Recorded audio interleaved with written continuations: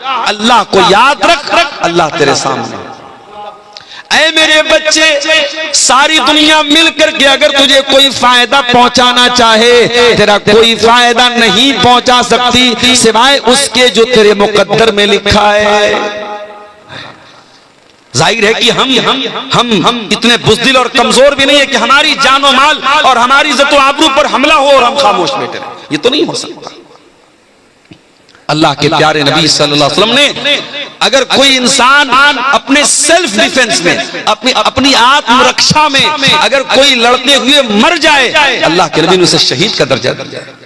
मन कुतिला दून नफ्सिही फहुवा शहीद, मन कुतिला दून मालिही फहुवा शहीद। जो अपने माल को बचाने के लिए अपनी जान की हिफाजत करते हुए अगर कत्ल हो जाए तो अल्लाह के नबी ने उसको शहीद का दर्जा दिया है।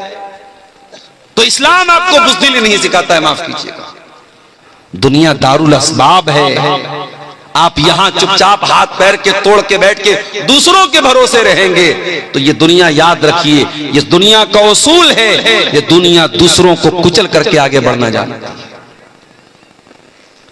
अल्लाह के नबी हमें एक उसूल बता रहे हैं कि अगर अल्लाह तबारक व तआला ने आपके मुकद्दर में कोई फायदा लिखा है तो दुनिया की कोई ताकत रोक नहीं सकती है। और सारी दुनिया मिल करके अगर आपको कोई नुकसान पहुंचाना चाहे, कुछ बिगाड़ना चाहे, ला यज़ुर्रुका इल्ला बिशैइन क़द कतबहुल्लाहु अलैक, आपका कोई नुकसान नहीं पहुंचा सकती आपको सिवाय उसके जो अल्लाह ने आपके मुकद्दर में लिखा है।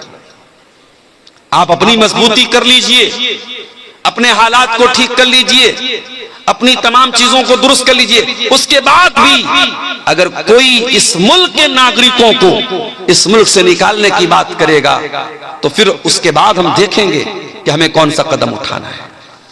जाहिर है कि हम इतने बुज़दिल और कमजोर भी नहीं है कि हमारी जानो माल और हमारी इज्जत व आबरू पर हमला हो और हम खामोश बैठे रहे। ये तो नहीं हो सकता। अल्लाह के प्यारे नबी सल्लल्लाहु अलैहि वसल्लम ने अगर कोई इंसान अपने सेल्फ डिफेंस में, अपनी आत्मरक्षा में अगर कोई लड़ते हुए मर जाए, अल्लाह के नबी ने उसे शहीद का दर्जा दिया।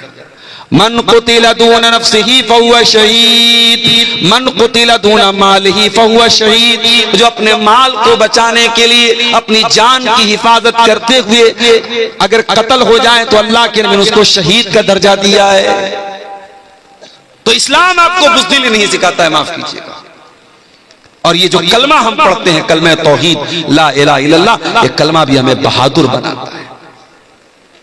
इस कलमे को पढ़ने के बाद मेरे प्यारे भाइयों, इस कलमे पर डटे रहना है, जमे रहना है, हालात जैसे भी आ जाएं, इस कलमे से पीछे नहीं हटना है। जो पीछे हट जाए वो अपने ईमान की खैर बनाए, वो मुसलमान नहीं है।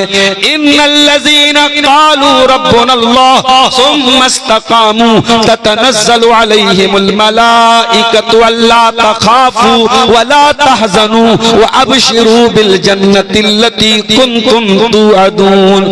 जो लोग अल्लाह को अपना रब मानते हैं और फिर उसके ऊपर डट जाते हैं, अल्लाह के फरिश्ते आकर के उनको तसल्ली देते हैं कि तुम डरो नहीं, तुम परेशान ना हो, अल्लाह की मदद तुम्हारे साथ है, तुम्हें गमगीन होने की कोई जरूरत नहीं है, तुम्हें परेशान होने की कोई जरूरत नहीं है। अगर दुनिया में तुम परेशान भी रहोगे, हलाक भी हो जाओगे, आखिरत में तुमको जन्नत मिलेगी, तुम्हें परेशान होने की कोई जरूरत नहीं है। मेरे प्यारे भाइयों, हजरत बिलाल को कौन भूल सकता है। उनका मालिक उमैया बिन खल्फ उनको तपती रेत में लिटा दिया करता था, सीने पर गर्म पत्थर रख देता था और उनको वार्निंग देता था, ऐ बिलाल, हम तुझे टॉर्चर करना बंद कर देंगे, हम तुझे तकलीफें देना बंद कर देंगे, हम तुझे सताना बंद कर देंगे। ऐ बिलाल, बस तू मोहम्मद के दीन को छोड़ दे, तू इस्लाम को छोड़ दे, तू तौहीद को छोड़ दे। बिलाल कोई हैंडसम और खूबसूरत तो नहीं थे, बिलाल काले कलूटे थे, बिलाल गुलाम थे, बिलाल हबशा के रहने वाले थे, मगर बिलाल के काले सीने में जो दिल था वो दिल बड़ा रोशन, बड़ा नूरानी था। वो दिल अल्लाह की तौहीद से भरा हुआ था, वो दिल अल्लाह की मोहब्बत से भरा हुआ था। बिलाल का सीना छलनी हो रहा है, बिलाल की पीठ अरब की तपती रेत पर पिघल रही है, मगर बिलाल की जबान से क्या निकलता है? बिलाल कहते हैं, अहद अहद, मेरा अल्लाह एक है, मेरा रब एक है, मेरा माबूद एक है। उस एक अल्लाह की तौहीद के साथ मैं कोई समझौता करने को तैयार नहीं। हजरत खुबैब इब्न अदी को देखो, सूली पे चढ़ाया जा रहा है। सूली पे चढ़ाने के पहले खुबैब से कहा गया है, खुबैब क्या तेरी कोई आखिरी ख्वाहिश है तो तू पूरी कर ले। खुबैब ने कहा मैं 2 रकात नमाज पढ़ना चाहता हूँ, कब पढ़ ले।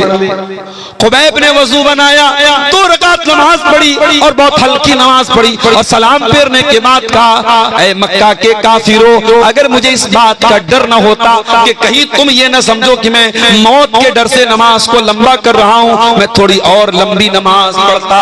उसके बाद खुबैब को सूली पे चढ़ाने की तैयारी हो गई, खुबैब की जान लेने की तैयारी हो गई। सूली पे चढ़ाने के पहले खुबैब को एक मौका दिया गया, ऐ खुबैब क्या तू ये कहने को तैयार है, क्या तू ये मानने को तैयार है, क्या तू अपनी जबान से ये जुमला बोलने को तैयार है कि मेरी जगह आज मोहम्मद रसूलुल्लाह को सूली पे चढ़ा दिया जाए।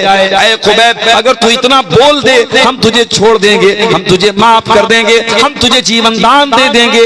ऐ खुबैब तेरे सीने में रसूल की कैसी मोहब्बत थी, तेरे सीने में ईमान की कैसी मोहब्बत थी। खुबैब ने कहा, मक्का के काफिरों, तुम मेरी जगह मेरे नबी को सूली पे चढ़ाने की बात कर रहे हो, अरे मैं तो ये भी गवारा न करूंगा कि मेरे नबी के पांव में कांटा भी चुभोया जाए और खुबैब की जान को बख्श दिया जाए, खुबैब को माफ कर दिया जाए, खुबैब को छोड़ दिया जाए। खुबैब तो इस पर भी गवारा, ये खुबैब को तो ये भी गवारा नहीं है। ये तौहीद की बरकत है मेरे साथ, तौहीद इंसान को हिम्मती बनाती है। हजरत सुमैया को देखो, है तो वो एक औरत, दुनिया वाले कहते हैं औरत बड़ी कमजोर होती है, औरत बड़ी जज्बाती होती है, औरत बड़ी नाजुक होती है। मैं कहता हूं अगर औरत ईमान वाली बन जाए, तौहीद वाली बन जाए, इस्लाम वाली बन जाए, ये पहाड़ों से ज्यादा मजबूत बन सकती है। सुमैया बूढ़ी हो चुकी हैं, जवान बेटा उनका अम्मार है और उनके शौहर यासिर हैं। बाप शौहर के सामने बीवी और माँ के सामने बेटे को ये धमकी दी जा रही है। अबू जहल ये धमकी देता है, ऐ सुमैया बिन्त खय्यात, अगर तूने इस्लाम न छोड़ा, अगर तूने मोहम्मद का दीन न छोड़ा, ऐ सुमैया हम तेरे बदन के कपड़े उतार देंगे, हम तुझे नादर साथ नंगा कर देंगे, हम तुझे सर से पैर तक नंगा कर देंगे, निर्वस्त्र कर देंगे, तेरे बदन के कपड़े उतार देंगे। सुमैया बिन्त खय्यात इस्लाम छोड़ने को तैयार नहीं, तौहीद से समझौता करने को तैयार नहीं, मोहम्मद का दीन छोड़ने को तैयार नहीं। बिल आखिर अबू जहल ने सुमैया को नंगा कर दिया, जवान बेटे के सामने उसकी मां को बरहना कर दिया और बड़ी बेदर्दी से बर्छी मार के हजरत सुमैया को शहीद कर दिया। इस्लाम की राह में पहला खून बहाने वाली अगर कोई औरत है वो सुमैया बिन्त खय्यात है। मेरे प्यारे भाइयों, एक औरत होने के बावजूद सुमैया ने जान तो दे दी मगर ईमान से समझौता न किया। सुमैया ने कयामत तक आने वाले मुसलमानों को ये मैसेज दिया, वो तौहीद पे चलने वालों, हालात से घबरा न जाना, हालात से परेशान न हो जाना, अगर तुम तौहीद वाले हो तो अपने कलेजे को मजबूत कर लेना।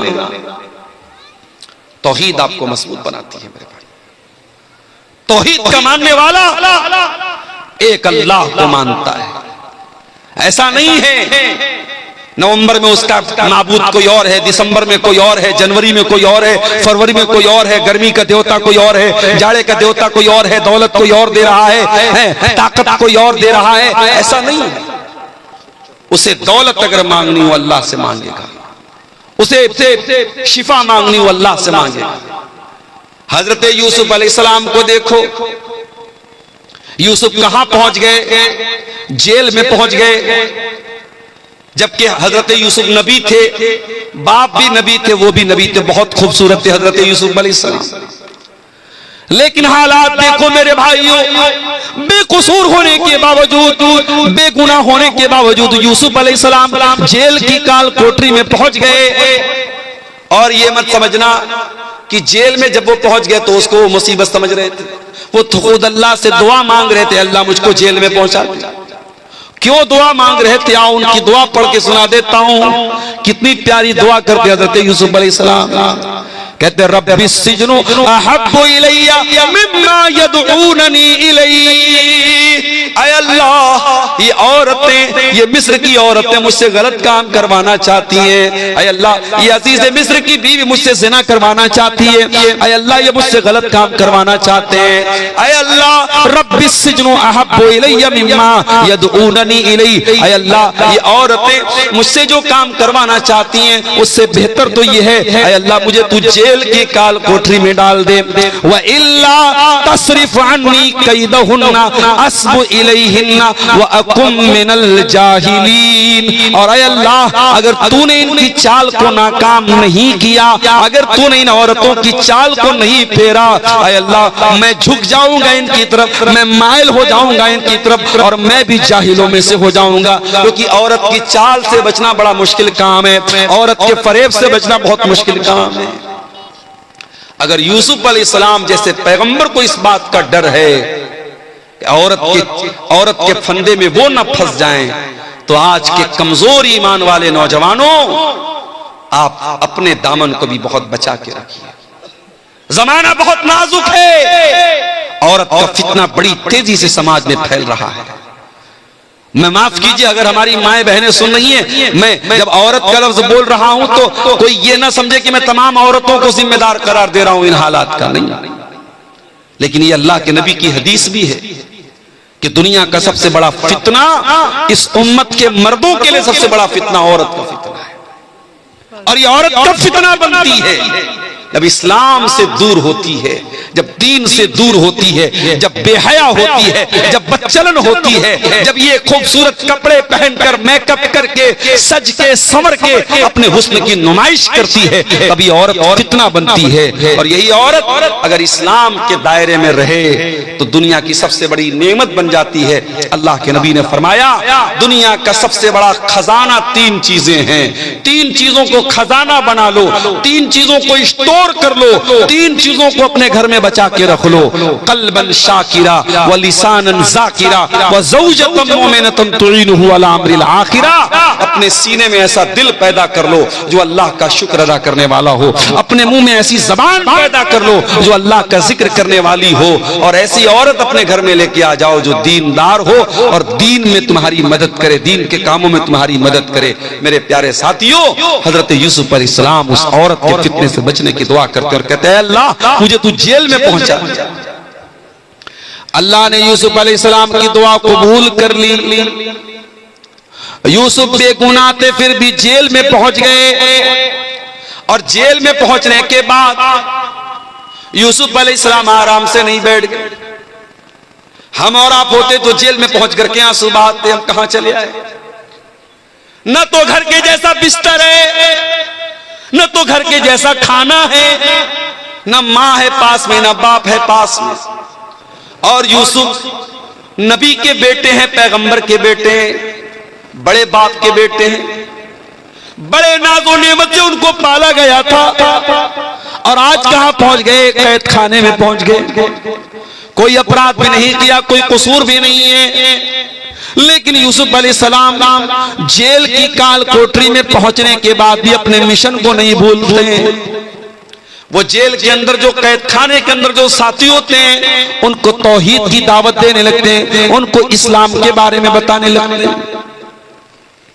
दो कैदियों से कहते हैं या साहिब इस सिजनी अरबाबुम मुतफर्रिकून खैरुन अमिल्लाहुल वाहिदुल कहार।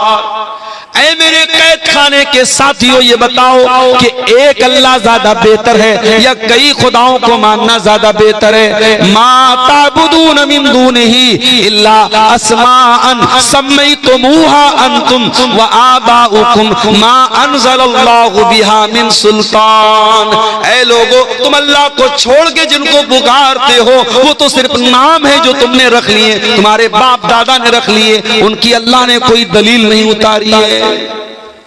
भाई नाम रख लिया आपने, किसी का नाम रख लिया आपने गौसे आजम, सबसे बड़ा मदद करने वाले, किसी का नाम रख लिया गरीब नवाज, गरीबों को देने वाला, किसी का नाम रख लिया दस्तगीर, हाथ पकड़ने वाला, किसी का नाम रख लिया दाता देने वाला, किसी का नाम आपने रख लिया मुश्किल कुशा।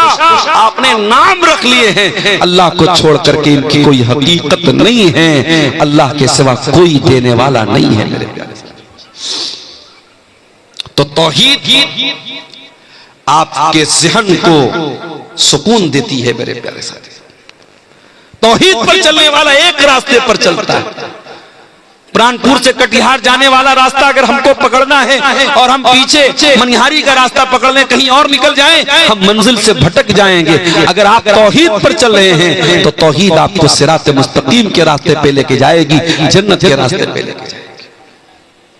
और यही वजह है तौहीद पर चलने वाला वो इधर उधर भटकता नहीं, कभी यहां कभी वहां नहीं रहता है, वो एक प्लेटफॉर्म पे रहता है। इहदिनस सिरातल मुस्तकीम। वो पांचों टाइम अल्लाह से यही दुआ करता है, अल्लाह हमको सिरात मुस्तकीम पे कायम रख, हमको इसी सीधे रास्ते पे चलने की तौफीक दे। तौहीद पे चलने वाला सुकून की दौलत से माला माल होता है। मेरे प्यारे नौजवान साथियों, आपसे एक बात कहना चाहता हूं, सुकून किस चीज का नाम है? क्या ज्यादा पैसा कमा लेने का नाम सुकून है? माफ करना, बड़े बड़े अरबपतियों को रात में सोने के लिए स्लीपिंग पिल्स लेनी पड़ती है, नींद की दवाएं लेनी पड़ती हैं। और किसी गांव का कोई गरीब आदमी रात में साग रोटी खा लेता है, मछली भात खा लेता है, दाल चावल खा लेता है और आराम से सो जाता है। इसका मतलब यह हुआ कि सुकून का ताल्लुक पैसे से नहीं है। जितने सुकून के साथ वो गरीब आदमी अपनी झोपड़ी में सो रहा है, वो करोड़पति महल में उतने सुकून से नहीं सो रहा है। इसीलिए बहुत ज्यादा दौलत के पीछे ना भागो मेरे प्यारे भाइयों। दौलत कमाओ, दौलत जरूरी चीज है, लेकिन अगर दौलत मिल गई, हलाल तरीके से मिल गई, तो हराम रास्तों पे न जाना, वरना सुकून की दौलत छिन जाएगा। अल्लाह के प्यारे नबी बड़ी प्यारी बात इरशाद फरमाते हैं, लैसल गिना अन कसरतिल अरबी वलाकिन्नल गिना गिनन नफ्सी। अरे ज्यादा पैसा हो जाना, ज्यादा सामान हो जाना, ये दौलत नहीं है, ये मालदारी नहीं है। असल मालदारी है कि इंसान का दिल मालदार हो जाए, इंसान का नफ्स गनी हो जाए, इंसान दिल का मालदार हो जाए। कुछ लोग होते हैं ना, चमड़ी चली जाए दमड़ी न जाए, पैसा बहुत है, मगर एक पैसा भी अल्लाह की राह में खर्च करने की बात आ जाए, किसी गरीब को देने की बात आ जाए, नानी मर जाती है। चमड़ी चली जाए दमड़ी न जाए। पैसा है, दौलत है, दिल नहीं है। और मैं देखता हूं कभी कभी मदरसों में चंदा जब लोग देते हैं, दान देते, गरीब आदमी जो बेचारा बहुत मामूली कमाने वाला है, अपनी हैसियत से बढ़ के वो देता है। और करोड़पति लोग बेचारे जो है, वो बंगला में तकरीर करने वाला उसको दाएं बाएं से खींचता है, पकड़ता है, बुलाता है, उसके बाद बड़ी मुश्किल से 5,000 10,000 रुपया वो निकालता है। तो अल्लाह ताला क्या तो नीयत देखी जाएगी, अल्लाह क्या तो इखलास देखा जाए। सही बुखारी की पहली हदीस क्या है? इन्नमल आमालु बिन्नियात। सारी नेकियों का दारो मदार अल्लाह ताला की नीयत पर है। आप कटिहार छोड़ के दिल्ली जा रहे हैं, आप कटिहार छोड़ के गुवाहाटी जा रहे हैं, आप कटिहार की सरजमीन छोड़ के मुंबई जा रहे हैं, किस लिए जा रहे हैं? पैसा कमाने के लिए, बाल बच्चों का पेट भरने के लिए। और एक आदमी कटिहार छोड़ के या कोई भी जगह छोड़ के दूसरी जगह जा रहा है, क्यों जा रहा है? अपना दीन बचाने के लिए, अपना ईमान बचाने के लिए, अपने आप को इस्लाम पर अमल करने के लिए। दोनों ने शहर छोड़ा, दोनों ने वतन छोड़ा, लेकिन जिसने दीन और ईमान के लिए अपना वतन छोड़ा, उसको शरीयत में मुहाजिर कहा जाएगा, उसके अमल को हिजरत कहा जाएगा, उसको हिजरत का सवाब मिलेगा। लेकिन जो रोजी रोटी के लिए, किसी लड़की से शादी करने के लिए, किसी औरत को हासिल करने के लिए, किसी दौलत को हासिल करने के लिए अपना शहर छोड़ के जाएगा, उसको हिजरत का सवाब नहीं मिलेगा। अमल एक है, काम एक है, नीयत अलग अलग हो गई तो मामला बदल गया मेरे प्यारे साथियों। इसलिए नीयत को दुरुस्त करो। तौहीद आपकी नीयत को भी दुरुस्त करती है। अगर आपकी तौहीद पक्की होगी तो आप नमाज अल्लाह के लिए पढ़ेंगे, आप मदरसे में दान अल्लाह के लिए देंगे, आप गरीबों की मदद अल्लाह के लिए करेंगे, आप रोजा अल्लाह के लिए रखेंगे, आप हज करेंगे अल्लाह के लिए, आप ज़कात देंगे अल्लाह के लिए। अगर आपकी तौहीद पक्की है तो आपकी नीयत भी पक्की है। परसों जुमा का दिन है, फजर की नमाज में अगर आप पहुंचे, और उम्मीद है कि आप पहुंचेंगे, क्योंकि आप जलसे में अगर रात को 1, 1:30 बजे 2 बजे तक जलसे में आप रह रहे हैं तो आपके अंदर दीन का बड़ा जज्बा है, बड़ा शौक है, तो आप फजर की नमाज भी जमात से जरूर पढ़ते होंगे इंशाअल्लाह। अगर आप जुमा के दिन फजर की नमाज में पहुंचे और इमाम साहब ने सुन्नत के मुताबिक पहली रकात में सूरह सजदा की तिलावत की और दूसरी रकात में उन्होंने सूरह दहर की तिलावत की, तो सूरह दहर में ये आयतें भी आप इमाम साहब के मुंह से सुनेंगे। इन्नमा नुतिमुकुम लिवजहिल्लाह व युतिमून अत्ताम अला हुब्बिही मिस्कीनन व यतीमन व असीरा। अल्लाह के नेक बंदे गरीबों को खाना खिलाते हैं, यतीमों को खाना खिलाते हैं, कैदियों को खाना खिलाते हैं। इन्नमा नुतिमुकुम लिवजहिल्लाह, और जब वो गरीबों को खाना खिलाते हैं तो इसलिए नहीं खिलाते कि फोटो खींच लें उनका। हम लोग भी कहीं जाते हैं जलसों में, प्रोग्रामों में, तो अब ये सेल्फी लेने वाले जो हमारे नौजवान हैं वो दस्तरखान पे भी जाके सेल्फी ले। मैं मना करता हूं, भैया मत फोटो मत लो। ऐसे ही लोग उलमा को बदनाम करते, उलमा खाते बहुत हैं, मौलवी खाता बहुत है, और जब ये कहो कि भाई अपने बच्चे को मौलवी बनाओ तो कहते हैं खाएगा कहां से। बड़ी अजीब बात है। ऐसे तो बोलेंगे मौलवी खाता बहुत है, और बच्चे को आलिम बनाने की बात कहो तो बोलेंगे खाएगा कहां से। तो दस्तरखान पर भी हमारे फोटो लिए जा रहे हैं। क्यों साहब? स्टेटस पे लगाएंगे, मोबाइल पे लगाएंगे, फेसबुक पे डालेंगे, अब्दुल गफ्फार साहब देसी मुर्गा खा रहा है। एक जगह जलसे में अपनी बेटी को लेके चला गया, ये यूट्यूबर लोग, अल्लाह इनको माफ करे, इनको थंबनेल लगाना भी नहीं आता। नेपाल में एक जलसे में भी गया अपनी बच्ची को लेके, तो एक यूट्यूबर ने थंबनेल लगाया, अब्दुल गफ्फार सलवी अपनी बेटी को ले गया, जलसा में ले गया, तकरीर में ले गया। अरे भाई ले गए बोल दो भाई, क्या मतलब जबान ऐसी हो चुकी है कि वो समझ में नहीं आता कि उनको हिंदी में क्या लिखना चाहिए। तो खाना आदमी खा रहा है, उसका भी लोग फोटो ले रहे हैं। फोटो तो ठीक है, मैं उसको हराम नहीं मानता, लेकिन बिला वजह बिला जरूरत आप कम से कम उलमा को खाने के टाइम तो बख्श दो भाई। आदमी खाना खा रहा है, उसकी क्या पोजीशन है, किस हालत में वो मुंह बनाए हुए, आप उसी हालत में फोटो ले रहे हो। मैं बहुत सख्ती से मना करता हूं कि भाई फोटो कम से कम खाना खाने के टाइम तो फोटो मत। कई बार ऐसा होता है जलसा तकरीर करके मुझे निकलना है, फौरन ट्रेन पकड़नी है, भागना है, मौलाना एक सेल्फी लेना है, मौलाना एक, अबे तुम्हारी सेल्फी के चक्कर में भाई मेरी ट्रेन छूट जाएगी। तो फोटो लेने का, सेल्फी लेने का बड़ा शौक है। तो बात ये किससे निकली? खाना खाने से बात निकली।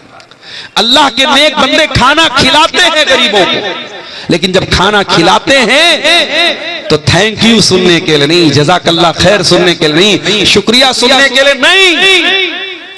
कहते इन्नमा नुतिमुकुम लिवजहिल्लाह, हम तुम्हें अल्लाह ताला की रजा के लिए खाना खिला रहे हैं। ला नुरीदु मिनकुम जज़ाअन वला शुकूरा, हमें तुमसे कोई बदला नहीं चाहिए, हमें तुमसे कोई शुक्रिया नहीं चाहिए। इन्ना नखाफु मिर रब्बिना यौमन अबूसन कमतरीरा, हम तो अल्लाह के अजाब से डरते हैं, हम तो कयामत के दिन से डरते हैं, और इसलिए हम तुमको खाना खिला रहे हैं। मेरे प्यारे भाइयों, तौहीद में मजबूत हो जाओगे तो नीयत भी अच्छी हो जाएगी। मदीना में एक आदमी का इंतकाल हो गया। इंतकाल के बाद जब उनको जनाजे के लिए उनको जब नहलाया जाने लगा, जब उनको मैयत को गुस्ल दिया जाने लगा, उनकी पीठ के ऊपर बड़े बड़े मोटे मोटे निशान पाए गए बोरे के। नहलाने वालों ने कहा ये तो बहुत बड़ी हस्ती थी, ये तो अल्लाह के नबी के अहले बैत में से थे, अल्लाह के रसूल के घर वालों में से थे, ये तो नबी के नवासे के बेटे थे। नवासे के बेटे को क्या बोलेंगे? हमारे यहाँ पर नवासा बोलते हैं। आप क्या क्या बोलते हैं? पर नवासा ही बोलते हैं। नबी के पर नवासे हैं, ये नवासे के बेटे हैं। अली इब्ने हुसैन उनका नाम था। उनको गुस्ल दिया जा रहा है और पीठ पर मोटे मोटे बोरे के निशान। नहलाने वालों ने लोगों से पूछा क्या मामला है, इनकी पीठ पर ये निशानात कैसे? बात उड़ते उड़ते मदीना में फैल गई। मदीना के कुछ गरीब घरों तक ये बात पहुंची। उन गरीबों ने आकर के कहा, अल्लाह की कसम हमें पता चल गया इनकी पीठ पर ये मोटे मोटे निशान क्यों हैं। कहा महीने की पहली तारीख आती थी, हर महीने की पहली तारीख को हमारे घर का महीने भर का राशन अल्लाह का कोई नेक बंदा बोरे में भर के अपनी पीठ पे लाद के महीने की पहली तारीख को हमारे घरों पे पहुंचा दिया करता था। रात के सन्नाटे में वो आता था, हमें पता भी नहीं चलता था वो अनाज लाने वाला कौन है, वो राशन लाने वाला कौन है। और ऐसा एक नहीं कई परिवारों के साथ ऐसा हो रहा था, कई फैमिली के साथ ऐसा हो रहा था। आज अली बिन हुसैन की पीठ पर पाए जाने वाले इन निशानों ने उनकी छिपी हुई नेकी को आम कर दिया। जिस नेकी को उन्होंने जिंदगी भर छुपा करके रखा, आज उनकी नेकी दुनिया के सामने आ गई और दुनिया को पता चल गया कि मदीना के उन गरीब परिवारों को खाना पहुंचाने वाला, राशन पहुंचाने वाला और अनाज पहुंचाने वाला कोई और नहीं, नबी के अहले बैत का एक फर्द था, अली बिन हुसैन। ये इखलास होता है मेरे प्यारे साथियों, तौहीद की बरकत से आपके अंदर इखलास आता है। अगर आप तौहीद में पक्के हो जाएंगे, अल्लाह ताला आपको सुकून की दौलत भी देगा। वही सुकून जिस सुकून को तलाश करने वाले आज कहां कहां तलाश कर रहे हैं।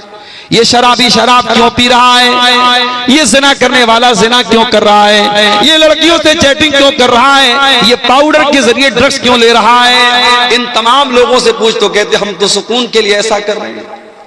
शराब पीने वाला सुकून के लिए शराब पी रहा है, सिगरेट पीने वाला सुकून के लिए सिगरेट पी रहा है, खैनी खाने वाला सिगरेट के लिए खैनी खा सुकून के लिए खैनी खा रहा है। यानी जितने ये नशे की चीजें हैं ये सब सुकून के लिए कर रहा है। ऐ सुकून की तलाश में ये हराम काम करने वालों, ऐ शराब में डूबे इंसानों, ऐ नशे की लत में मुब्तला नौजवानों, ऐ लड़कियों से चैटिंग करके अपने आप को सुकून पहुंचाने का ख्वाब देखने वालों, आओ कुरान तुमको बताता है सुकून कहाँ मिलेगा। कुरान तुमको नुस्खा बताता है, कुरान तुमको तरीका बताता है। अला बिज़िक्रिल्लाहि तत्मइन्नुल कुलूब। मेरे बंदो तुम्हें सुकून मिलेगा तो अल्लाह के जिक्र में मिलेगा, तुम्हें सुकून मिलेगा तो अल्लाह के कलाम में मिलेगा, तुम्हें सुकून मिलेगा तो अल्लाह को याद करके मिलेगा। आज कितने मुसलमान हैं उनके घर में 24 घंटे में एक बार कोई अल्लाह का नाम लेने वाला नहीं, कोई एक आदमी भी नमाज पढ़ने वाला नहीं, कोई एक औरत भी कुरान पढ़ने वाली नहीं। दिन रात मोबाइल पे गाने बज रहे हैं, दिन रात बच्चों के हाथ में मोबाइल, बड़ों के हाथ में मोबाइल, गाने बजाने मुसलमानों के घरों में बज रहे हैं। ओ लोगों, आपने बिल्डिंगें तो बड़ी आलीशान बना ली, आपने मकान तो बड़े अच्छे बना लिए, मगर माफ करना अगर आपके घरों में अल्लाह का नाम नहीं लिया जा रहा है, अगर आपके घरों में अल्लाह का जिक्र नहीं हो रहा है, मैं नहीं कह रहा हूं, अल्लाह के प्यारे नबी फरमा रहे हैं ऐसा घर मुर्दा है, मुर्दा। आपने फरमाया मसलुल बैतिल लज़ी युज़करुल्लाहु फीही वल बैतिल लज़ी ला युज़करुल्लाहु फीही मिस्लल हय्य वल मय्यित। जिस घर में अल्लाह का नाम लिया जाए वो घर जिंदा है, और जिस घर में अल्लाह का नाम ना लिया जाए वो घर मुर्दा है। हमारे घर मुर्दा हो चुके हैं। जिन घरों में अल्लाह का नाम ना लिया जाए उन घरों में सुकून कहां से आएगा। अगर आज बच्चे माँ बाप की बात नहीं मानते, माँ बाप बच्चों के साथ नाइंसाफी कर रहे हैं, भाई भाई से लड़ाई कर रहा है, देवरानी जेठानी में आज अगर झगड़े हो रहे हैं, ननद और भाभी में झगड़े हो रहे हैं, तो मेरे प्यारे साथियों घर में सुकून आए तो कहां से आए, बरकत आए तो कहां से आए। बरकत का तो तरीका हमने खो दिया है, सुकून का तरीका हमने खो दिया है। कुरान कहता है अला बिज़िक्रिल्लाहि तत्मइन्नुल कुलूब, आओ अल्लाह के जिक्र से तुमको सुकून मिलेगा। अभी मैं आज एक साइंसदान के बारे में पढ़ रहा था। थाईलैंड की एक यूनिवर्सिटी चियांग माऊ एक यूनिवर्सिटी है, उसमें एक प्रोफेसर है जो एनाटॉमी के प्रोफेसर है, और उनका नाम क्या है, उनका नाम है तेजा तेलाक। वो थाईलैंड के हैं, थाई प्रोफेसर है, एनाटॉमी के वो प्रोफेसर है। और वो एनाटॉमी का मतलब होता है इंसान के बदन की जो पार्ट्स ऑफ बॉडी हैं, जो शरीर के जो अंग हैं, उस पर वो रिसर्च करते हैं, उसके बारे में वो तहकीक करते हैं। थाईलैंड की उस यूनिवर्सिटी के प्रोफेसर साहब ने जब तहकीक करना शुरू किया, रिसर्च करना शुरू किया, एक सवाल बार बार उनको डिस्टर्ब कर रहा था कि इंसान की बॉडी में जो दर्द होता है, उस दर्द को बदन का कौन सा हिस्सा रिसीव करता है।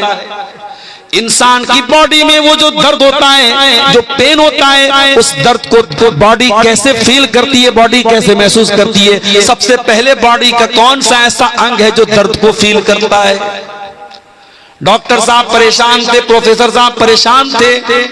अचानक किसी ने एक दिन उनको कुरान दे दिया। कुरान पढ़ते हुए सूरह निसा की आयत उनकी आंखों से गुजरी। अल्लाह ने फरमाया, कुल्लमा नज़िजत जुलूदुहुम बद्दलनाहुम जुलूदन गैरहा। जब जहन्नमी जहन्नम में डाले जाएंगे, उनके बदन की चमड़ी जल जाएगी, खराब हो जाएगी, हम नई चमड़ी चढ़ा देंगे, हम नई चमड़ी चढ़ा देंगे। ले यज़ूक़ुल अज़ाब, ताकि बार बार वो अजाब का मजा चखें, उनको अजाब का दर्द फील हो, उनको अजाब का दर्द महसूस हो। प्रोफेसर साहब ने जब कुरान की आयत पढ़ी, उन्होंने कहा इसका मतलब ये हुआ कि शरीर में अगर कोई अंग है जो दर्द को सबसे पहले फील करता है, सबसे पहले रिसीव करता है, तो वो इंसान की स्किन है, इंसान की चमड़ी है, इंसान की त्वचा है। डॉक्टर साहब ने, वीडियो मौजूद है यूट्यूब पर, आप जाके देख लीजिए। सऊदी अरब में एक बहुत बड़ी कॉन्फ्रेंस हुई और उस कॉन्फ्रेंस में खड़े होकर के उन्होंने इस्लाम कबूल किया, ला इलाहा इल्लल्लाह मुहम्मद रसूलुल्लाह का कलमा पढ़ा। और उन्होंने कहा 1400 साल पहले अरब के एक उम्मी को ये बात किसने बताई, जो मेरी पूरी जिंदगी की रिसर्च का निचोड़ है, पूरी जिंदगी मेहनत करने के बाद और तहकीक करने के बाद जो बात मैं बता रहा हूं, कुरान हकीम 1400 साल पहले वो बात कैसे बता रहा है। इसका मतलब ये कुरान अल्लाह का कलाम है। मेरे प्यारे साथियों, आज अगर आप तौहीद पर पक्के हो जाएं, आप अल्लाह का जिक्र और कुरान अगर आप पढ़ना शुरू करें, आप जब बड़े बड़े प्रोफेसर और बड़े बड़े पढ़े लिखे लोगों के दिल की दुनिया बदल गई, आपके दिल की दुनिया भी बदल जाएगी। मगर हमारा दिल का आलम यह है, हमारा दिल बड़ा कठोर हो चुका है मेरे साथी। ये दिल बड़ा सख्त हो चुका है, ये दिल बड़ा कठोर हो चुका है। कुरान कहता है, लौ अंज़लना हाज़ल कुरान अला जबल, इस कुरान को हमने किसी पहाड़ के ऊपर भी उतारा होता तो पहाड़ भी अल्लाह के खौफ से रेजा रेजा हो जाता। लरअयतहु खाशियम मुतसद्दिअम मिन खशियतिल्लाह। इस कुरान के अंदर वो पावर है कि बड़े बड़े पहाड़ को भी चकनाचूर कर सकता है, लेकिन इंसान के दिल पर आज कुरान का कोई असर नहीं हो रहा है। क्यों? क्योंकि पहाड़ से ज्यादा कठोर हो चुका है इंसान का दिल। मेरे प्यारे साथियों, सुकून की दौलत भी इसी कुरान के जरिए मिलेगी, इसी अल्लाह के जिक्र के जरिए मिलेगी। और जो आदमी तौहीद के रास्ते पर चलता है, उसके दिल को अल्लाह ताला सुकून की दौलत से भी माला माल कर देता है। मूसा अलैहिस्सलाम को देखिए, बनी इस्राइल को लेके जा रहे हैं, फिरौन को पता चला, फिरौन ने पीछा किया, सामने दरिया है कुलजुम आ गया। मूसा अलैहिस्सलाम के साथियों ने क्या किया है, मूसा इन्ना लमुद्रकून, अब तो हम पकड़ लिए जाएंगे, अब हमें कौन बचाएगा। मूसा अलैहिस्सलाम ने बड़े इत्मीनान से जवाब दिया, कल्ला इन्न मई रब्बी सयहदीन। ऐ मेरी कौम के लोगों, मेरा रब मेरे साथ है, मेरा अल्लाह मेरे साथ है, वो जरूर कोई ना कोई रास्ता निकालेगा। ये सुकून हजरत मूसा के दिल में कैसे पैदा हुआ? ये तौहीद की बदौलत पैदा हुआ। जब इंसान की तौहीद पक्की होगी, जब अल्लाह पर यकीन पक्का होगा, बड़े बड़े मुश्किल हालात में भी वही सुकून उसके दिल में मौजूद है। मूसा अलैहिस्सलाम ने कहा, मेरा रब मेरे साथ है, वो जरूर कोई ना कोई रास्ता निकालेगा। फ़अौहैना इला मूसा अन इज़रिब बिअसाकल बहरा फनफलक फकान कुल्लु फिरकिन कत्तौदिल अज़ीम। अल्लाह फरमाता है, हमने मूसा से कहा, ऐ मूसा तू पानी के ऊपर अपने आसा को, अपनी लाठी को मार दे, पानी फट जाएगा और दोनों तरफ पानी रुक जाएगा और बीच में रास्ता बन जाएगा। पानी के ऊपर कभी रास्ता बनते देखा है? मनिहारी का ब्रिज बन रहा है, कितने जमाने से काम चल रहा है, अभी लोग बता रहे 2026-27 में काम कंप्लीट होगा। पानी के अंदर ब्रिज बनाना आसान काम नहीं है, पानी के अंदर पिलर खड़ा करना आसान काम नहीं है। अल्लाह ताला की टेक्नोलॉजी देखो मेरे भाई, अल्लाह ने पानी को रोक दिया दोनों तरफ और बीच में रोड बन गई, रास्ता बन गया और मूसा अलैहिस्सलाम अपने साथियों के साथ बड़े आराम से पानी को क्रॉस कर गए। तो अल्लाह ताला की जो टेक्नोलॉजी होती है, अल्लाह की जो तदबीर होती है, इंसान वहां तक पहुंच भी नहीं सकता। वल्लाहु खैरुल माकिरीन। इंसानों की तदबीर अल्लाह की तदबीर के सामने कुछ नहीं है। जब अल्लाह अपनी प्लानिंग करेगा तो इंसानों की तदबीर, इंसानों की चालबाजी, इंसानों की मक्कारी धरी की धरी रह जाएगी। अल्लाह की तदबीर उनकी सारी मक्कारियों को खत्म कर देगी मेरे प्यारे साथी। तो तौहीद पे चलने वाला सुकून की दौलत से माला माल होता है। जो इंसान तौहीद पर चलता है वो अल्लाह के कैमरे से हमेशा डरता रहता है।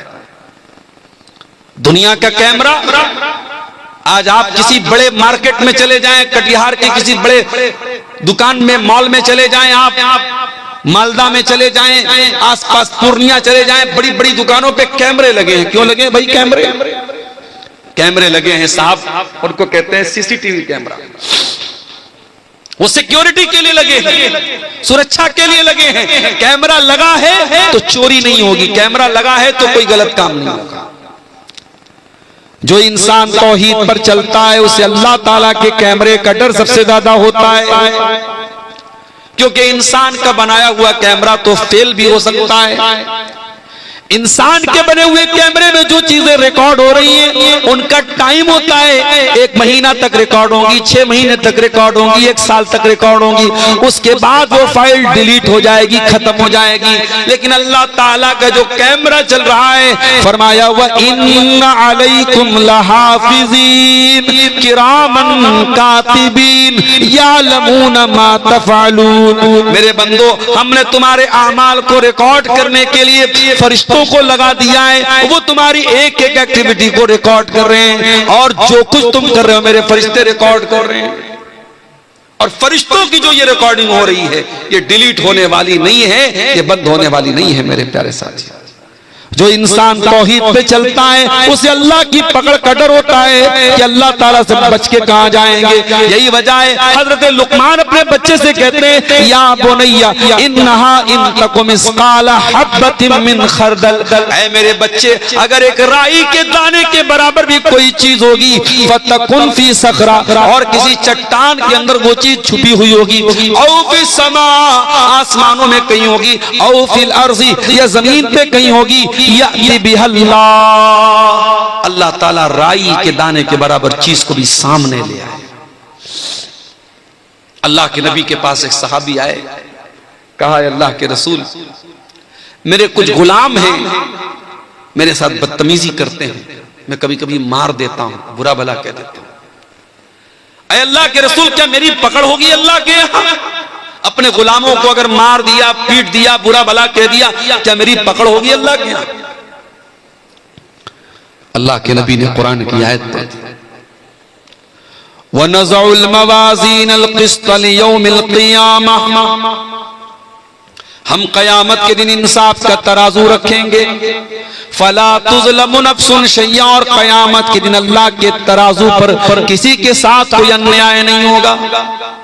व इन कान मिस्काला हब्बतिन मिन खरदलिन अतैना बिहा, और एक राई के दाने के बराबर भी अगर तुम्हारा कोई अमल होगा अल्लाह के तराजू पर सामने आ जाएगा। व कफा बिना हासिबीन, मेरे बंदो, जब हम हिसाब लेंगे तो पूरा पूरा लेंगे।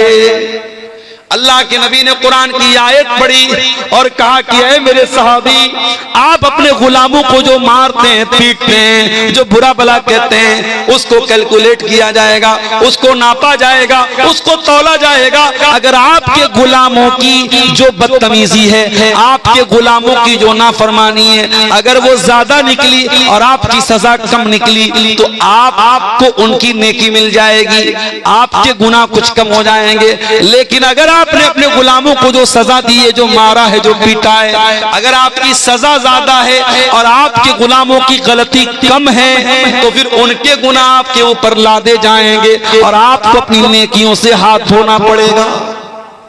अल्लाह। सहाबी एक कोने में जाके रोने लगे, बड़ी देर तक रोते रहे, आंसू बहाते रहे, और रोते हुए कहने लगे, अल्लाह के नबी, इन्नी उशहिदुका अला अन्नहुम अहरार। अल्लाह के नबी, इतना बड़ा खतरा मैं मोल नहीं ले सकता। अपने गुलामों को मैं मार रहा हूँ, पीट रहा हूँ, अगर इसके बदले कयामत के दिन मुझे उनके गुनाह मेरे ऊपर लाद दिए जाएं और मेरी नेकियों से मुझे हाथ धोना पड़े, मैं इतना बड़ा रिस्क नहीं ले सकता, मैं इतना बड़ा खतरा मोल नहीं ले सकता। अल्लाह के नबी, मैं आपको गवाह बना के कहता हूँ, मैं अपने सारे गुलामों को आजाद कर रहा हूं। अल्लाह अकबर। ये होती है तौहीद की बरकत। जब इंसान तौहीद पे चलता है, उसके दिल में अल्लाह का डर होता है कि मुझे अल्लाह को हिसाब देना है। और जब तौहीद पर नहीं चलता है, जब अल्लाह का कोई डर नहीं होता है, तो चोर बन जाता है, बेईमान बन जाता है, करप्ट बन जाता है, भ्रष्टाचारी बन जाता है। मेरे प्यारे साथियों, हजरत अब्दुल्लाह इब्न उमर को देखो, सफर में जा रहे हैं, प्यास लगी, भूख लगी, एक चरवाहा उनको मिला। देखा चरवाहे के साथ बकरियां बहुत सारी हैं। कहा कि है मेरे भाई, किसी बकरी का दूध पिला दे, मैं कीमत दे देता हूं, पैसा दे देता हूं। चरवाहा बोला कि नहीं, ये बकरियां मेरी नहीं है, मेरे मालिक की है, मुझे सिर्फ बकरी चराने को बोला गया है, मैं किसी बकरी का दूध आपको नहीं पिला सकता। अब्दुल्लाह इब्न उमर को बड़ी हैरत है, ये चरवाहा आदमी है, गुलाम है, इसको इतनी अकल है, इतना शऊर है कि मैंने बकरी का दूध मांगा, ये नहीं दे रहा है, कह रहा है मेरे मालिक की बकरी है। उन्होंने आजमाने के लिए, उसका इम्तिहान लेने के लिए कहा, ऐ चरवाहे, एक काम कर दो, अपनी बकरियों में से एक बकरी मुझको दे दे, मैं तुझको उसकी कीमत दे देता हूं। मालिक पूछे तो बता देना कि बकरी को भेड़िया लेके चला गया, भेड़िया आया तो एक बकरी को लेके चला गया। मालिक तुझे कोई सजा नहीं देगा और तुझे पैसे भी मिल जाएंगे, तेरा भी काम बन जाएगा, मेरा भी काम बन जाएगा। मैं बकरी का दूध दो लूंगा, जरूरत पड़ी तो ज़बा कर लूंगा, मेरा भी फायदा, तेरा भी फायदा। चरवाहे ने कहा, बहुत अच्छे, बहुत अच्छे, बहुत अच्छा ऑफर पेश किया। अब्दुल्लाह इब्न उमर, आपका ऑफर बुरा नहीं, आपका ऑफर बहुत अच्छा है, आप भी खुश, मैं भी खुश, मालिक भी खुश। बस मुझे एक सवाल का जवाब दे दीजिए, फ़अैन अल्लाह, अल्लाह को क्या जवाब दूंगा? कल अल्लाह पूछेगा कयामत के दिन कि तूने अपने मालिक के साथ गद्दारी की, चीटिंग की, फ्रॉड किया, धोखा किया, बेवकूफ बनाया अपने मालिक को, मैं अल्लाह को क्या जवाब दूंगा? बस मुझको इतना बता दीजिए। उस चरवाहे के मुंह से फ़अैन अल्लाह, अल्लाह कहा गया, मैं अल्लाह को क्या जवाब दूंगा? ये सुनकर के अब्दुल्लाह बिन उमर रोने लगे, आंखों से आंसू जारी हो गए। पूछा, तेरा मालिक कौन है? मदीना आए, मालिक का पता लगाया और मालिक को कीमत दे करके उस गुलाम को आजाद कर दिया। और आजाद करने के टाइम उस गुलाम से कहा, ऐ चरवाहे, कल तक तू गुलाम रहने वाला इंसान, आज इस तरह एक जुमले ने तुझको दुनिया की गुलामी से बचा लिया है और मुझे उम्मीद है कल कयामत की जहन्नम की आग से भी तुझे ये जुमला बचा लेगा। अल्लाह अकबर। अल्लाह का ये डर, तौहीद जब दिल में होगी तब पैदा होगा मेरे साथ। जब आप तौहीद के पक्के होंगे तो अल्लाह का ये डर आपके दिल में पैदा हो जाएगा। हजरत उमर को देखो, गश्त लगा रहे हैं अपने दौरे हुकूमत में, दुनिया आराम से सोती है और उमर फारूक आम लोगों का कपड़ा पहन के गश्त लगाते हैं पूरे इलाके में, पूरे मदीना में। कौन भूखा है, कौन प्यासा है, कौन परेशान है, लोगों की मदद करते हैं। हजरत उमर का गुजर एक मकान के पास से होता है, अंदर से एक औरत की आवाज आती है। औरत अपनी बच्ची से कह रही है, अपनी बेटी से कह रही है, ऐ बेटी, सुबह दूध बेचने जाना है, उठ करके तू दूध में पानी मिला दे। बेटी कहती, अम्मी जान, क्या आपने अमीरुल मोमिनीन का ऑर्डर नहीं सुना? क्या हजरत उमर का हुक्म आपने नहीं सुना कि दूध में पानी मिलाना अपराध और जुर्म है? अम्मी जान, आप कानून की खिलाफ वर्जी कैसे कर सकती हैं? मां ने कहा, बेटा, रात का सन्नाटा है, उमर आराम से अपने घर में लेटे होंगे, उमर कहां यहां देख रहे हैं, तू उठ करके दूध में पानी मिला दे। बेटी ने कहा, अम्मी जान, उमर ला यराना फरब उमर यराना, अगर उमर हमको नहीं देख रहे कोई बात नहीं, उम्र का रब तो हमको देख रहा है। अम्मी जान, कल कयामत के दिन अल्लाह ताला पूछेगा, जब उम्र का रब पूछेगा कि तूने दूध में पानी मिला करके फ्रॉड क्यों किया, धोखा क्यों किया, तूने लोगों को असली दूध के नाम पे मिलावटी दूध क्यों बेचा। अम्मी जान, हम अल्लाह को क्या जवाब देंगे? क्या अल्लाह भी नहीं देख रहा है? हजरत उमर ने मकान का नंबर नोट किया, घर आए, सारे बच्चों को बुलाया। ऐ मेरे बच्चों, मैंने एक लड़की की आवाज सुनी है, मैं नहीं जानता वो कितनी खूबसूरत है, मैं नहीं जानता उसका खानदान कैसा है, मैं नहीं जानता उसकी बिरादरी कैसी है, मैं इतना जानता हूँ वो लड़की दीनदार है, वो लड़की अल्लाह से डरने वाली है, वो लड़की बहुत मुत्तकी और परहेजगार है, और मैं उस लड़की को अपने घर की बहू बनाना चाहता हूँ। क्या तुम में से कोई उस लड़की से शादी करने को तैयार है?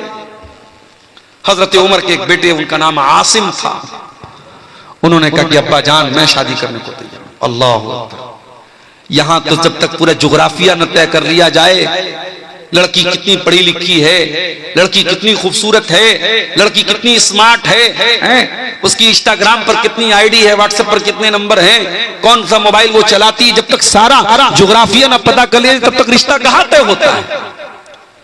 और आज जो हमारे घरों में जो बिगाड़ है मेरे प्यारे साथी, उसकी एक बहुत बड़ी वजह, ये बुनियाद हमारी खराब है। हमारी माए बहनें जब रिश्ता देखने जाती हैं, वो खूबसूरती देखती हैं, वो माल देखती हैं, वो जहेज देखती हैं, दीनदारी कौन देखता है मेरे साथ? दीनदार बच्चियां घरों में बैठी हैं, कोई रिश्ता पूछने वाला नहीं है। अगर उनकी शक्ल सूरत कुछ कम है, कुछ 19 है, कुछ रंग सांवला है, बहुत दीनदार है, बहुत अच्छी है, बहुत नमाजी है, बहुत इल्म वाली है, उनके रिश्ते अच्छे नहीं मिल रहे हैं। और जो बदचलन भी है, बेहया भी है, बेशरम भी है, लेकिन खूबसूरत है, उसके रिश्ते फौरन मिल जाते हैं। मेरे प्यारे भाइयों, जब आपने खूबसूरती को मेयार बनाया है, जब आपने रंग को मेयार बनाया है, जब आपने हुस्न को मेयार बनाया है और दीन को साइड रख दिया है, तो फिर रोते क्यों हो? फिर रोने की क्या जरूरत है? आपने जो बोया है वही काट रहे हो। जब आपने खूबसूरत बहू लाए हैं आप, अच्छा बहू आई, 1 साल के बाद माँ बाप कहते हैं हमारा बेटा तो हमारे हाथ से निकल गया। जरा बहू के कमरे में जाके देखो, बहू के कमरे में जो बेड है वो किसने दिया? ससुर ने दिया। अलमारी किसने दी? ससुराल से मिली। आपका बेटा जिस फ्रिज का पानी पी रहा है वो कहां से आई? ससुराल से आई। आपका बेटा जिस बुलेट पे घूम रहा है वो बुलेट कहां से आई? ससुराल से आई। गाड़ी ससुराल की, मसेरी ससुराल की, फ्रिज ससुराल की, अलमारी ससुराल की।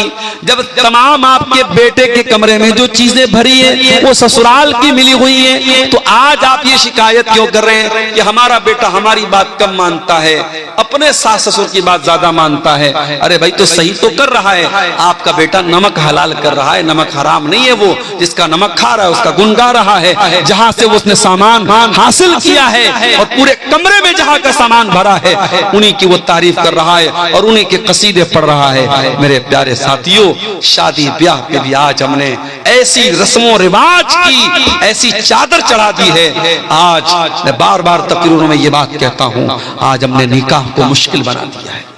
आज एक गरीब आदमी अपने लड़का लड़की की शादी करना चाहे, दुनिया भर के मसले हैं। लड़की की शादी है तो जहेज का इंतजाम करना है, और इसी तरीके से जेवर का इंतजाम करना है, 500 बारातियों का इंतजाम करना है, और लड़के की शादी है तो उसमें भी इतने का खाना होना ही चाहिए। अब आपके शेरशाबादियों में कभी मैं किसी शादी में शामिल नहीं हुआ। हमारे बनारस में एक जमाने में लोग घरों में दावत कर लेते थे, अब साहब शादी हॉल में दावत होती है। हैदराबाद में मैं गया, वहां लोगों ने बताया कि शादी हॉल में दावत होती है और सात तरीके के 8 तरीके के खाने जब तक न हो तब तक दावत मुकम्मल नहीं होती। कश्मीर में मैं गया, कश्मीर में शादी के मौके पर 19 तरीके के गोश्त बनते हैं और तब जाकर के शादी मुकम्मल होती है। आपने शादी को इतना मुश्किल बनाया है और जिना 500 रुपये में और 200 रुपये में हो रहा है। मेरे प्यारे साथियों, जब आप हलाल को मुश्किल करेंगे, हराम आम हो जाएगा। मेरे नबी ने निकाह को इतना आसान बनाया था, इतना आसान बनाया था। लड़की का अगर वली राजी है और लड़का राजी है, 2 गवाहों गवाहों ने आकर के उनके सामने लड़के ने कबूल कर लिया, और महर में अगर कोई रुपया पैसा नहीं था, अगर लड़के को कुरान की कुछ आयतें भी याद है और उसने इसी को महर बना दिया कि मैं अपनी होने वाली बीवी को कुरान की आयतें सिखा दूंगा, यही महर बन गया। और ऐसा भी निकाह हुआ है नबी के दौर में। मेरे प्यारे साथियों, जब आप निकाह को मुश्किल बनाएंगे, जिना आसान होगा। और आज जिना आसान हो चुका है और आम हो चुका है, और वो गुनाह जिसके बारे में कुरान कहता है वला तक़रबुज़ ज़िना, तुम जिना के करीब भी मत जाना। आज शायद कोई घर बचा हो, कोई गांव बचा हो, कोई खानदान बचा हो जहां इस गुनाह की आग की लपटें न पहुंच चुकी हो। जो इस्लाम की नजर में तीसरा बड़ा गुनाह था, शिर्क के बाद और कत्ल के बाद जो टॉप क्राइम है, जो इस्लाम की नजर में तीसरा बड़ा गुनाह है, आज मुसलमानों की बस्तियों में, मुसलमानों के गाँव में, मुसलमानों के इलाकों में जिना आम हो रहा है मेरे प्यारे साथियों। और हालात यहां तक पहुंच चुके हैं कि अब मुसलमान लड़कियों का ताल्लुक गैर मुस्लिम लड़कों के साथ भी हो रहा है। यहां तक हालात पहुंच चुके हैं मेरे प्यारे साथियों। जब आप तौहीद के पक्के होंगे, आपके दिल में अल्लाह का डर होगा, तो आप जिना से भी अपने आप को बचाएंगे, आप अपनी शर्मगाह की भी हिफाजत करेंगे, एक औरत अपनी आबरू की भी हिफाजत करेगी। आप देखिए वो चरवाहा जो अपने मालिक के साथ वफादार था और अल्लाह से डरने वाला था, उसने कहा कि अगर मैं अपने मालिक को धोखा दे दूं तो अल्लाह को क्या जवाब दूंगा। और अब्दुल्लाह इब्न उमर रज़ी अल्लाह तआला अन्हु उसको आजाद कर दिया। और वो लड़की जो माँ के सामने ये कहती है, अगर उमर देखने वाला नहीं है तो उमर का रब देख रहा है, और उस लड़की को हजरत उमर अपने घर की बहू बनाते हैं। और बाद में उसी लड़की की औलाद में से एक इंसान पैदा होते हैं जिनका नाम उमर बिन अब्दुल अजीज रहमतुल्लाह अलैह है, जिनको उमर सानी कहा जाता है। मेरे प्यारे साथियों, तौहीद के इस अकीदे में पक्के हो जाइए, तौहीद को मजबूत कीजिए। जब आप तौहीद के पक्के होंगे तो आप देखेंगे आपका अखलाक भी ठीक हो रहा है, आपका कैरेक्टर भी दुरुस्त हो रहा है, आपके सुलूक पर भी उसका असर पड़ रहा है। मेरे प्यारे भाइयों, आज दुनिया की अदालतें आप जाके देखें, अदालतों में अपराधी अपने आप को बचाने के लिए एड़ी चोटी का जोर लगाता है, वकील को खरीद लेता है, जज को खरीद लेता है, पुलिस को खरीद लेता है। लेकिन नबी के दौर में अदालत में अपराधी आता है, गामिदी औरत आती है और आकर के कहती है इन्नी असब्तु ज़िना, ऐ अल्लाह के नबी मैंने ज़िना किया है, मैं शादीशुदा औरत हूँ, मैंने ज़िना किया है, मुझे मालूम है शादीशुदा अगर ज़िना कर ले उसकी सजा इस्लाम में पत्थरों से मार मार के खत्म कर देना है। ऐ अल्लाह के नबी मैंने बहुत बड़ा गुनाह कर लिया है, मुझे पाक कर दीजिए, मुझे दुनिया में सजा दे दीजिए ताकि आखिरत में मुझे ज़िना की सजा न झेलनी पड़े। अल्लाह के नबी ने पहले तो टालने की कोशिश की, आपने कहा ले जाओ इसको, क्या बक रही है ये, जाने दो इसको। उस औरत ने कहा अल्लाह के नबी इन्नी लहुबला, मैं पेट से हूं, मेरे पेट में हमल भी है, बच्चा भी है, मैं झूठ नहीं बोल रही हूं, मुझे सजा दे दीजिए ज़िना से। आपने कहा ठीक है जाओ, जब बच्चा जन्म ले, जब बच्चा पैदा हो जाए तब तुम मेरे पास आना। आपने 9 महीने का टाइम अपराधी को दे दिया।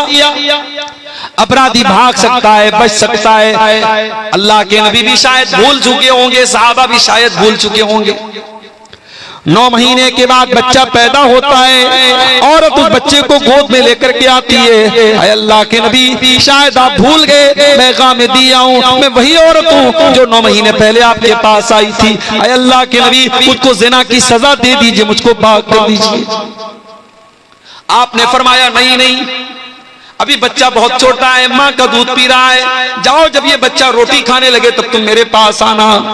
अल्लाह के प्यारे नबी ने 2 साल का टाइम अपराधी को और दे दिया, 2 साल का मौका और दे दिया कि जा तू भाग सकता है तो भाग जा, बच सकता है तो बच जा, अपने आप को बचा सकता है तो बचा ले। ओ लोगों, वो कौन सी ताकत थी, वो कौन सी कुव्वत थी। 2 साल के बाद जब बच्चा रोटी खाने लगता है, वो औरत अपने बच्चे को गोद में लेकर के आती है, बच्चे के हाथ में रोटी का टुकड़ा है, बच्चा रोटी खा रहा है। ऐ अल्लाह के नबी मेरा बच्चा दूध छोड़ चुका है, मेरा बच्चा रोटी खाने लगा। ऐ अल्लाह के नबी अब तो मुझे ज़िना की सजा दे दीजिए।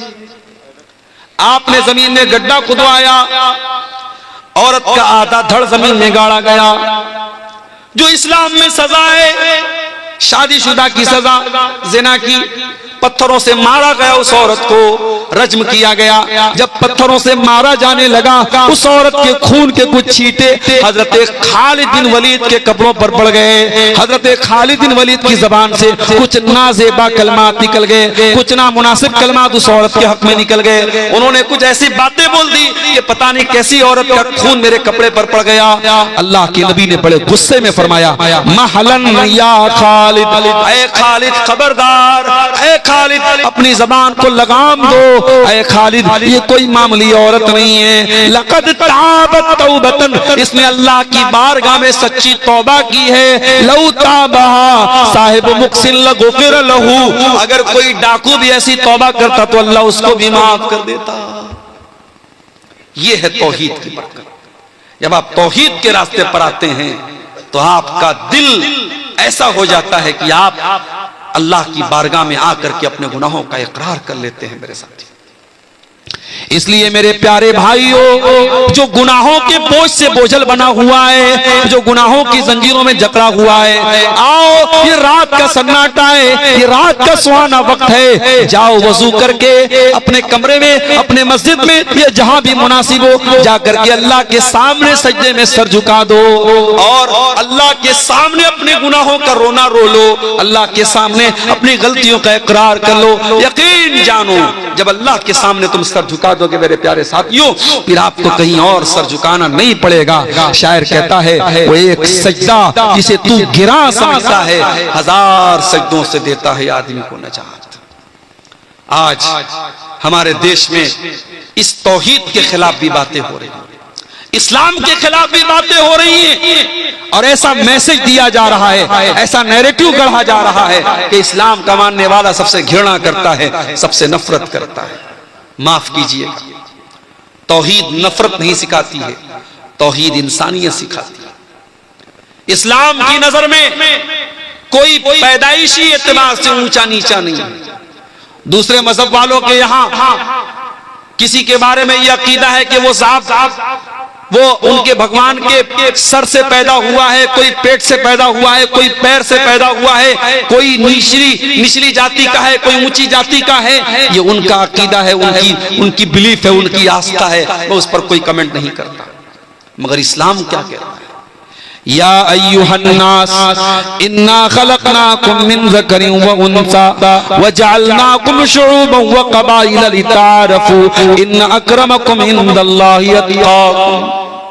हे मानव जाति, हे इंसानों, तुम एक माता पिता की संतान हो, आदम की औलाद हो, हव्वा की औलाद हो। हाँ, तुम्हारे कबीले अलग अलग है, तुम्हारे खानदान अलग अलग हैं। कोई शेरशाहबादी है, कोई अंसारी है, कोई शेख है, कोई बंगाली है, कोई बिहार का रहने वाला है, कोई कुरैशी है, कोई उस्मानी है, कोई कुछ है। ये खानदान अलग अलग हैं, ये बिरादरियां अलग अलग हैं। वो लोगों, ये बिरादरियां इसलिए नहीं है लितारफू, ताकि तुम एक दूसरे को अपने से ऊंचा समझो। नहीं, ये बिरादरियां तो पहचान के लिए हैं, ये बिरादरियां तो तुम्हें एक दूसरे को जानने के लिए हैं। इन्ना अक्रमकुम इंदल्लाहि अत्क़ाकुम, अल्लाह ताला क्या तुम्हारी मेरिट अगर बनेगी तो तकवा की बुनियाद पे बनेगी। अल्लाह क्या तुम्हारा दर्जा अगर तय होगा तो तकवा की बुनियाद पर होगा। आप कौन सी बिरादरी के हैं, कौन से खानदान के हैं, आपका बाप कौन था, अल्लाह क्या ये नहीं देखा जाएगा? अल्लाह क्या आपका तकवा आपकी मेरिट तय करेगा। मेरे प्यारे साथियों, हजरत नूह अलैहिस्सलाम का बेटा एक नबी का बेटा होने के बावजूद डूब गया और शायर कहता है, बगावत पर हुआ आमादा तो डूबे नूह का बेटा। यहाँ नामो नसब की बरतरी से कुछ नहीं होता। नबी का अपना चचा अबू लहब बहुत खूबसूरत भी था, बहुत गोरा चट्टा भी था, अब्दुल मुत्तलिब का बेटा था, हाशिम का पोता था, मालदार भी था। लेकिन उसने जब इस्लाम की मुखालफत की, जब तौहीद की मुखालफत की, क़यामत तक के लिए कुरान में उसके बारे में आयत नाजिल हो गई, तब्बत यदा अबी लहबिन व तब, अबू लहब के दोनों हाथ टूट जाए और अबू लहब बर्बाद हो जाए। मेरे प्यारे साथियों, इसलिए आप जब तौहीद के रास्ते पर चलते हैं तो तौहीद एक ऐसी चीज है जो आपको इंसानी भाईचारा भी देती है। इसलिए भारत में जो लोग ये गलतफहमी फैला रहे हैं कि इस्लाम नफरत को बढ़ावा देता है, नहीं, इस्लाम तो भाईचारे को बढ़ावा देता है। हाँ, इस्लाम ये जरूर सिखाता है कि सृष्टि करने वाले की इबादत करो, मखलूक की नहीं खालिक की इबादत करो, क्रिएशन की नहीं क्रिएटर की इबादत करो, जमीन व आसमान की नहीं जमीन व आसमान बनाने वाले की इबादत करो। दुनिया की और सारी मजहबी जो ताकतें हैं वो ये कहती हैं सब कुछ खुदा है, और इस्लाम ये कहता है सब कुछ खुदा का है, सब कुछ अल्लाह का है, सब कुछ अल्लाह की तरफ से है। और जब मरने वाला मरता है मुसलमानों के यहाँ तो हम एक जुमला पढ़ते हैं, इन्ना लिल्लाहि व इन्ना इलैहि राजिऊन, कि हम सब अल्लाह की प्रॉपर्टी हैं और हमें मर के अल्लाह ही की तरफ पलट के जाना है। मेरे प्यारे साथियों, तौहीद के कुछ समरात और तौहीद के कुछ फवायद मैंने आपके सामने बयान किए हैं। मैं उम्मीद करता हूँ कि आप इस जो मैसेज दिया गया है इस तकरीर में, तौहीद का जो दर्स आपके सामने रखा गया है, उसको आप अपने ज़हनों में उतारेंगे। हम अल्लाह से दुआ करते हैं रब्बुल आलमीन हमें कलमे तौहीद के तकाज़ों को समझने की तौफीक अता फरमा।